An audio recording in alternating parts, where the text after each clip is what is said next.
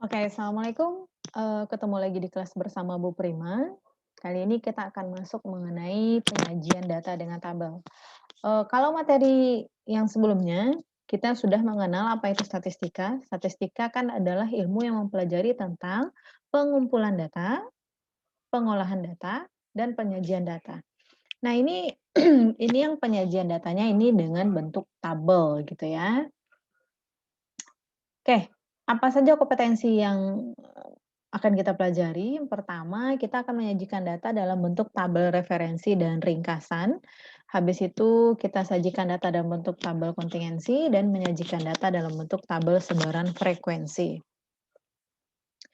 Jika kita punya data yang berukuran kecil, maka data tersebut mudah kita pahami dari data mentahnya. Nah, misal nih kita punya, data nilai UTS, statistika kelas, yang ini. Maka kita bisa ngelihat berapakah rata-ratanya, atau nggak usah nilai UTS deh, tinggi badan anggota kelas ini aja dulu gitu. Oh ternyata dari perhitungan pengumpulan data yang Anda kumpulkan, oh ternyata rata-rata tinggi kelas mahasiswa di kelas ini adalah sekitar 160 senti. Nah, itu bisa kita kumpulkan karena umatnya sedikit. Anggaplah siswa di kelas ini mahasiswa kelas ini ada 30 orang gitu. Maka, dari data yang kecil, itu mudah dipahami langsung dari data mentah. Nah, bagaimana kalau seandainya data kita itu berukuran besar? Contoh nih, data dari, penduduk Sumatera Barat. Nah, itu kan besar tuh. Atau yang lebih luas masyarakat Indonesia. Mengenai mmm, vaksin. Nah, kalau kita bicara pendapat masyarakat Indonesia mengenai vaksin, itu data kita pasti berukuran besar. Kemudian dari data yang berukuran besar itu sulit dipahami dari data mentahnya, kemudian harus disajikan dalam bentuk, yang ringkas. Seperti apa saja, ada berupa tabel, ada berupa grafik dan ringkasan data. Kali ini kita akan bahas mengenai tabel dulu ya. Nah, tabel menurut si Dajan ini adalah terbagi dua, ada tabel referensi, ada tabel ikhtisar. Tabel referensi ini disebut juga dengan tabel umum, itu dia berisi gudang keterangan, kemudian lengkap dan rinci, tidak memberi penekanan khusus pada suatu bagian tabel, contohnya adalah tabel hasil sensus. Oke, lanjut. Kemudian ada tabel ikhtisar atau tabel naskah. Dia singkat, sederhana, dan mudah dimengerti. Seringkali diperoleh dari beberapa tabel referensi. Contohnya adalah tabel hasil penelitian. Nah, biasanya mahasiswa akan berhubungan dengan yang tabel bentuk singkat dan sederhana, apalagi untuk tugas nantinya. Nah, referensi ini kalau kita bicara tentang sensus. Nah, itu tadi sensus masyarakat tentang si vaksin, kan kita sensus. Lanjut. Nah, ini sorry nih, masih belum saya ganti nih. Profil mahasiswa baru jurusan Matematika tahun ajaran 2001-2002 berdasarkan provinsi asal. Atau kita ganti lah ini dengan jurusan Teknik Mesin, tahun ajaran 2018 ya.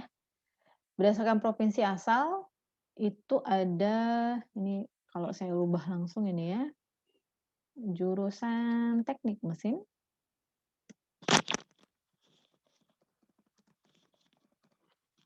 Oke, tahun angkatan 2018, 2019. Oke. Berdasarkan provinsi asalnya. Kita lihat, oh ternyata dari Aceh itu ada 0, dari Sumatera Utara 3, Sumatera Barat 38, Riau 1, Jambi 1, Bengkulu 1, Sumsel 0, Lampung 1, Jakarta 2, provinsi lain itu 1, jadi totalnya ada 48 orang. Anggap ini betul ya, ini namanya tabel referensi. Apa itu tadi tabel referensi? Nah ini, tabel hasil sensus. Oke, gudang keterangan lengkap dan rinci tidak memberi penekanan khusus. Kan nggak ada penekanan khusus pada satu bagian tabel. Oke, lanjut. Ini lebih detail lagi.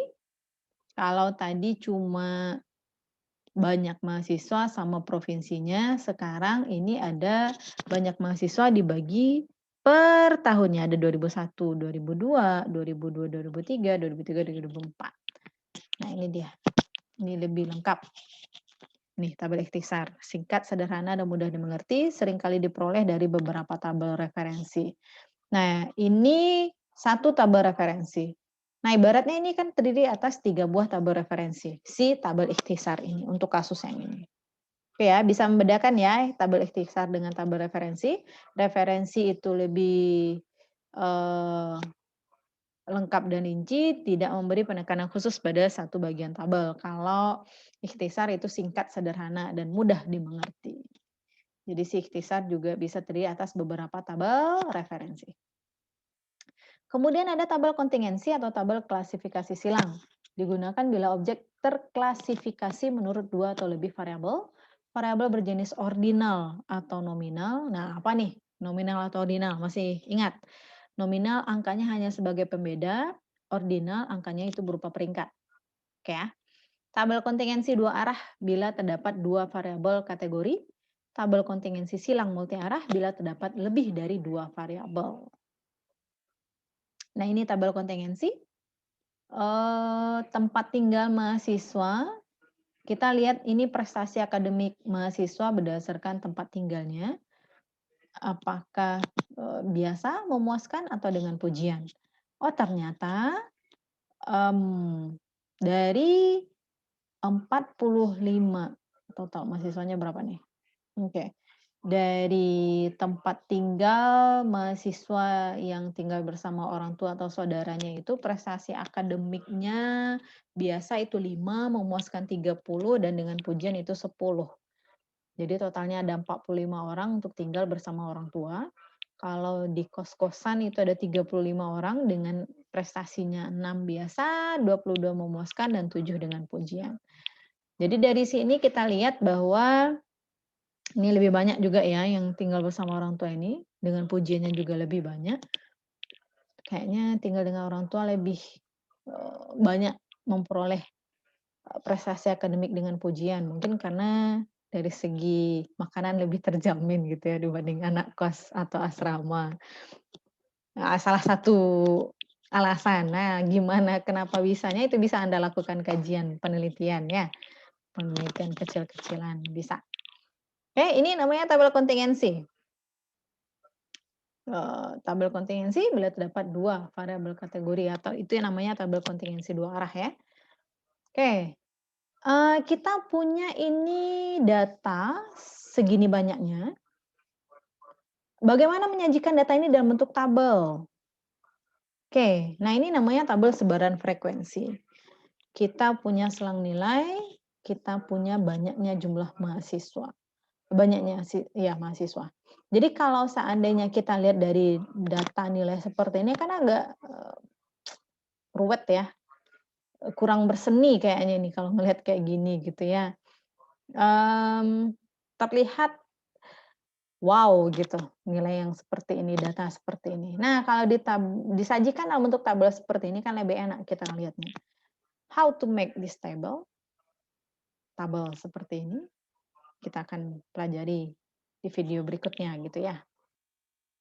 Oke, sekian saja mengenai si tabel ini. Semoga bisa dipelajari bagaimana memperoleh tabel sebaran frekuensi. Next. See ya. Assalamualaikum warahmatullahi wabarakatuh.